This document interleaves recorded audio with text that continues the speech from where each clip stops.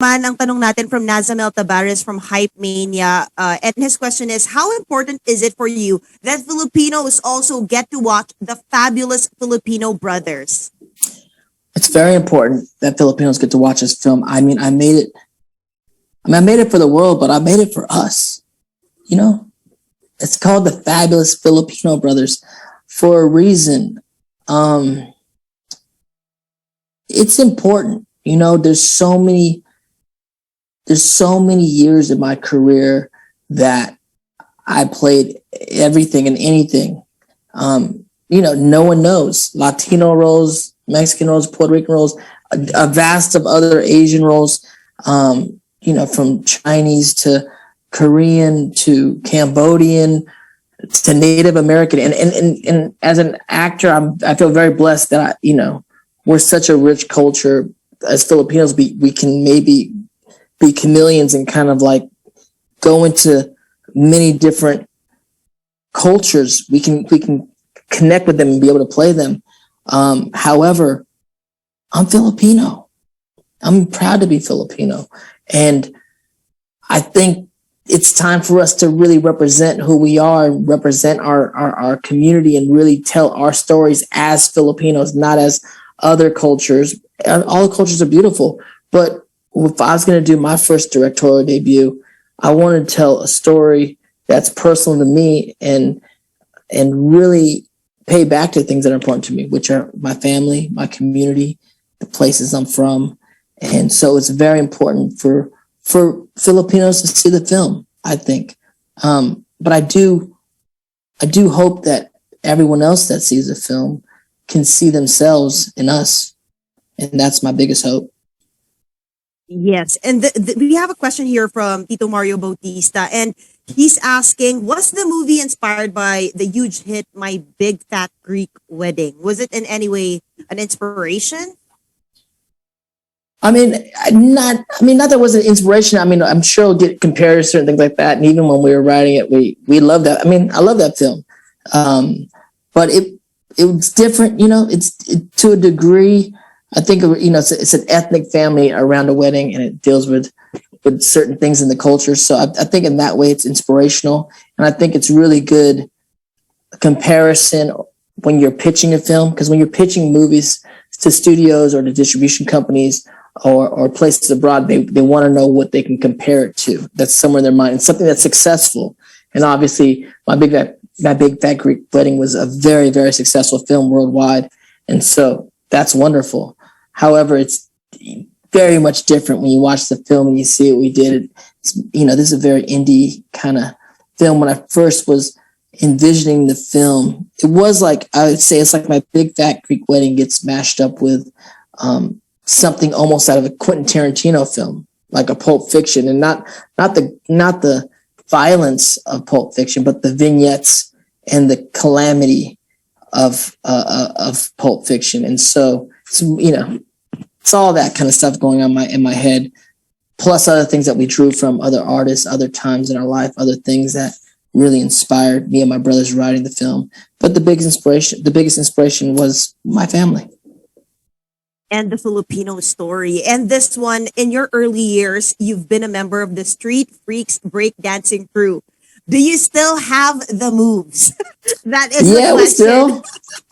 We can still get down. I can still get down. I think all the boys, we still dance a lot around LA. There's, you know, when before COVID, we'd be out at, especially me, be at a lot of dance clubs. So I can still boogie for sure. Wow. We're Filipino. We can't stop dancing. We can't stop dancing. We do hope to see that in your future projects. And speaking of that, the next question is, you tried a lot of roles already, and you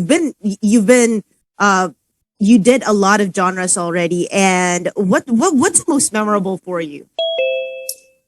I mean, they're all have their own things. When you look back at your career, it's really, for actors and filmmakers, when I look back in a film, you know, it's kind of like a picture book of your life. So it's just different parts of your life that's memorable. But when it comes down to it, I mean, you look back at the things that you did, and you look at the ones that were really great stories. Because as actors, you ultimately want to be a part of a great story. Things like Avatar, I got to play Zuko. that's a great story, and people have kind of, really, it's created a big fan base because it's such a great story. Even things like going back as Rufio and Hook, a great story. Peter Pan grown up, and those are things that become very memorable. The great stories that you got to be a part of. Your family is very successful in the entertainment industry in Hollywood as well, with Ella also, who was in Birds of Prey. So, do you Yes, feel like you really paved the way for your family, Dante? I mean, yeah, I mean, to a degree, yes. I just had a book right before COVID. I had a book. My memoirs came out here. It's called "From Rufio to Zuko," and Mhm. I did my, I toured a bit before COVID, before it shut everything down. I'm sure I'll be out touring again. Hopefully, I can come out to the Philippines and tour more. Yeah. I did a night when we first dropped the book. I did a night at Manila House out there, and so in the book, I talk about how this is my story, but it's really my family's story because we came to LA together.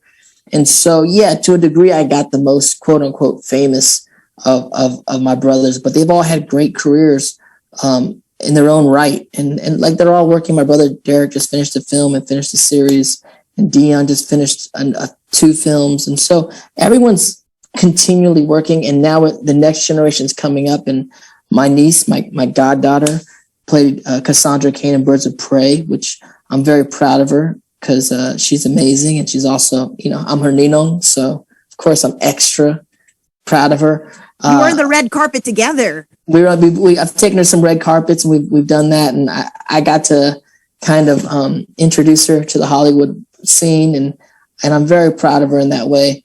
I think after our 30th year here in Los Angeles, Mayor Garcetti awarded our family with with a certificate as the first Asian American entertainment family for the work that we've done collectively as a family in Hollywood over the last 30 years. And so I'm very proud of that. My parents came, and my parents are very proud of that. And now, my parents, for people that have seen it, my parents are in the movie, but they've been acting outside of the movie now. My dad's done starring Wow. commercials here stateside, and my mother is on the show Nurse Ratchet, playing John Jambrionis' mother-in-law. And so everyone, my parents are even in the game now. It's pretty fascinating. It's beyond anyone's wildest Wow. dreams, for sure. And this one, we have a question from Rain de Ocampo to direct Dante. What's the chance of Filipino talents and films to grab a top spot in the global entertainment scene, given that digital is opening up opportunities for Asians? What would it take for that to really happen? I mean, I think things can happen quicker than many people think. Like I said, it all comes down to great stories. We got to keep making movies, keep making media. I mean, Squid Games is the number one show in the world right now. Do you guys understand that? Like, what's it going to take to happen to make things, make something cool, make something with a great story? And we're at a time in media that people will find it. People will find it if you make great stories. And there's a lot of great things. Yellow Rose came out a year or so ago. This film is coming out now. Joe Coy's coming out with Easter Sunday. Filipinos are being a part of this whole movement going on. And, as far as getting grand praise in the world, or whatever we want as a community for our projects to be recognized, it's coming. It may be sooner than you know, or maybe the next round of films. Who knows? But I know if we make really cool, interesting projects, great stories, we're at a time in the world in media that if we can get it out there the right way, it will be found. If something's great out there, people can find it. They will find it. We're excited for that. And thank you for that, Dante. And now we move on to Miss Belay. There are a couple of questions for you, Ma'am Belay. And this one is, Cignal Entertainment has been committed to share high quality original content. Can you share with us what other projects Cignal Entertainment has in the pipeline? May pwede na po ba tayong i-share? Dahil yun na nga, no, we have to push great stories. Uh, yes, meron. So we have two upcoming films that are also slated for release this year. This is there's a film called Rest Back or Payday is the English title, and this is with Direct Brillante Mendoza.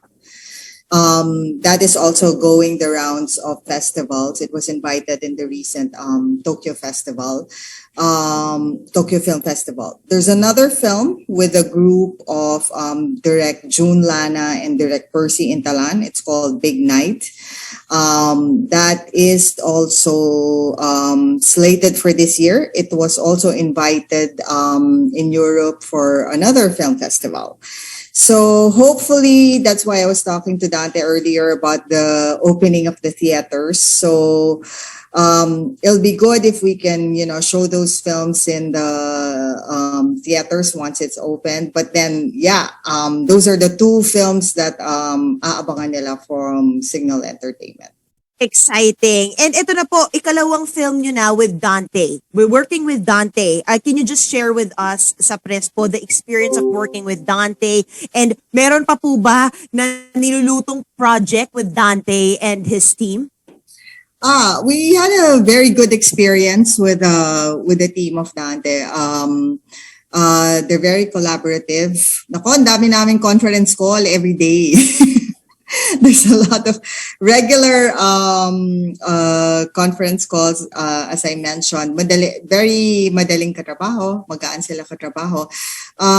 Yes, it depends really on the pandemic. There's another material that we like, but medyo mahirap mag-shoot eh. So let's pray that this pandemic will soon be over and hopefully we can do another project with Dante Basco. Exciting yan. At lagi na nanalo ng awards yung mga movie ni Dante with Cignal. Ito, Miss Bella, ano daw yung yung advice mo for filmmakers? What are you looking for when you want to partner with them, ma'am? Ano ba? Well, one is the insight, the audience insight, what the film is all about. Kailangan there's a message that the audience can relate to. So that's one. And then, of course, hindi naman kailangan malaking budget, hindi naman kailangan na maliit na budget. But what's important is, I guess, it has to be universal. As I mentioned earlier, it can't just be a film that, we just show in the Philippines. The content has to travel. That's why the insight or the message of the content is very important to us. So yun, so far I guess yun yung when content is being pitched to us, that's the first thing that I look for.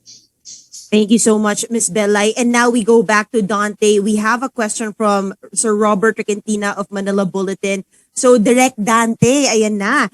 Ang tanong dito, what exactly appealed to you about this project? How about another movie involving the Fabulous Filipino Brothers? Is there any?